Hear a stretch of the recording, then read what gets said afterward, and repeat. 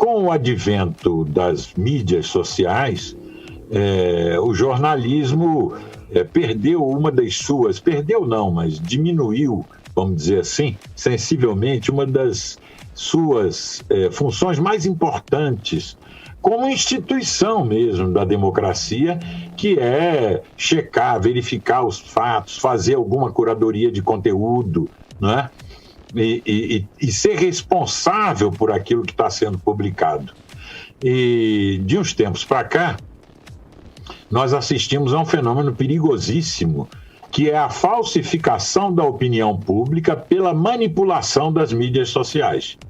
Isso talvez tenha começado com o movimento Cinque Stelle na Itália, lá do Beppe Grillo, do Gianroberto Casaleggio, e depois isso aconteceu no Brexit, aconteceu na eleição do Trump, aconteceu na reeleição do Orbán e do Erdogan, aconteceu no Brasil na eleição de Bolsonaro, e não só a eleição, continua acontecendo até hoje. Então, isso não é, na minha avaliação, jornalismo, não é? Isso não é o uso responsável dos meios de comunicação. Isso é a manipulação, que pode ser feita por poucas pessoas, por incrível que pareça, das mídias sociais, que tem como objetivo eliminar a esfera pública de opiniões. Em vez de ter uma esfera pública, um debate público, o que você tem é uma fragmentação em miríades de esferas privadas, todas elas opacas. E não só via mídias. Por exemplo, no Brasil tem um instrumento cujas funcionalidades estão sendo muito usadas nos últimos anos, chamado WhatsApp e também o Telegram. São instrumentos, são ferramentas de mensagens, mas que conspiram contra as verdadeiras, vamos chamar assim, mídias sociais, né? Porque a pessoa que está num grupo, numa lista de transmissão do WhatsApp, por exemplo, ela não vê os outros grupos que também estão. Então ela fica naquela bolinha fechada, cercada, protegida, e onde determinado tipo de versão, muitas vezes fake, vai se reproduzindo, né? Esse talvez seja um dos grandes problemas que nós temos hoje, que a democracia não tem proteção eficaz contra isso. Eu estou falando do uso instrumental, do uso manipulador, não é? Que é favorecido muitas vezes pela arquitetura de informação dessas mídias sociais ou assemelhadas. Por exemplo, o WhatsApp não é rede, é fluxo descendente em árvore. Não sei se você consegue visualizar. Você manda mensagem para 200 e tantas pessoas que mandam para...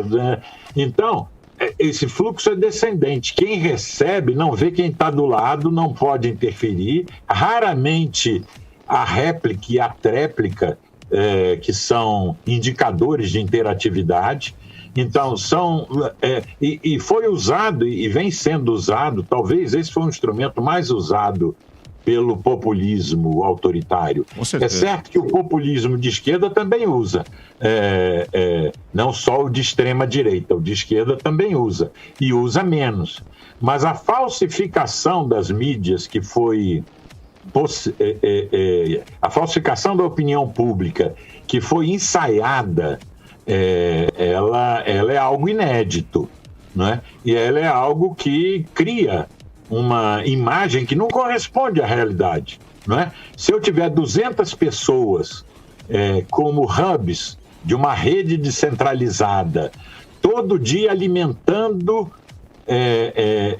milhares de pessoas por programas de mensagem como o WhatsApp, e essas pessoas coordenadamente irem para as mídias sociais e começarem a subir hashtags todo dia, se eu fizer isso sistematicamente, eu crio uma grande nuvem de confusão. É disso que eu estou falando. Eu não estou falando da pessoa se aproveitar de um instrumento que estava disponível, e sim de perceber algumas falhas desses instrumentos e usá-los para manipular. Quer dizer, o meu problema não é nem com as mídias, é com a manipulação, é com o processo de manipulação via mídias sociais. Quero lembrar ao professor que o Paulo Henrique Amorim, quando não existia o WhatsApp nessa plenitude que nós temos, criou o Partido da Imprensa Golpista, o PIG, que conglomerava meia dúzia de sites, todos com anúncios milionários da Petrobras tocados pelo PT. Então aquilo foi um uso, né, professor, também? Foi. A rede suja de sites e blogs o PT montou antes, muito antes do bolsonarismo estar fazendo o que faz nas mídias sociais, né? Essa rede suja juntava aí uma constelação de umas 20 ou 30 de uns 20 ou 30 veículos, né, que, de certo modo, replicavam também versões muito parecidas, né? Era também uma manipulação. Mídia, né? Só que com muito menor escala, né? Porque sem as mídias sociais isso era bem mais difícil de fazer, né? O WhatsApp, não existia o WhatsApp na época do PT, por não isso. Existia. Eu acho que não. Como é que a gente protege a democracia do WhatsApp, hein, professor? Tem solução para isso?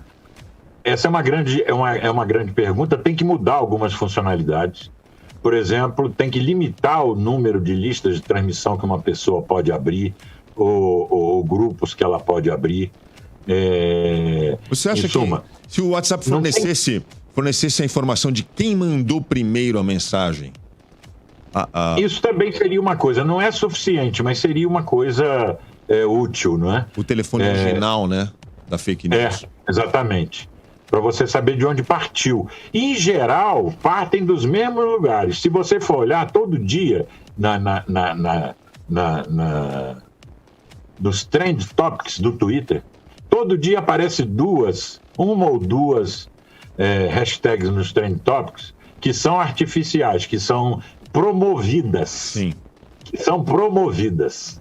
Elas não aparecem ali porque houve uma convergência de tweets das pessoas. Elas são promovidas e são diariamente promovidas. Até eu fiquei observando, estudando isso um tempo, e percebi que isso decai no sábado e no domingo. Ou seja, o pessoal estava descansando no sábado e domingo, e na segunda volta de novo, né? Elas são promovidas e não é difícil fazer essa promoção. Aí nós entramos num terreno que só os proprietários dessas mídias sociais podem tomar atitudes eficazes, como já está tomando, né? O Twitter, o Facebook estão tomando atitudes, não é? Marcar mensagens que são fakes, suspender, o banimento tirar do ar. O senhor está se referindo ao banimento do Trump das redes sociais? Do banimento do Trump e de vários trumpistas. E antes do cérebro lá da coisa, o Steve Bannon, não é? Vocês lembram dele, né? Sim, sim. Aí elas estão tomando agora, um pouco pressionada pela opinião pública, um pouco porque o negócio começou a ficar perigoso, né? Depois daquela invasão do Capitólio, todo mundo, de repente, acordou. Olha, sei lá, se tiver um chamamento para um tipo de insurreição violenta, como é que vai ser? Né? Então, todo mundo começou a tomar cuidado agora com isso. E antes mesmo de banir as pessoas, estão colocando vários alertas. No caso da pandemia, então, tem um motivo humanitário, sanitário, de saúde pública para fazer isso, né? Porque o cara não pode usar uma mídia social para sistematicamente dizer que vacina não funciona, que a máscara não protege nada, que o distanciamento social, ao invés de reduzir a infecção, aumenta. E tudo isso a gente vê nas mídias sociais. Diariamente as pessoas estão fazendo isso. E aí eu acho que é responsabilidade, mesmo que sejam empresas privadas, é responsabilidade das mídias não deixar que coisas assim aconteçam. Por quê? Porque isso pode levar ao aumento do número de mortes, né? A grande verdade.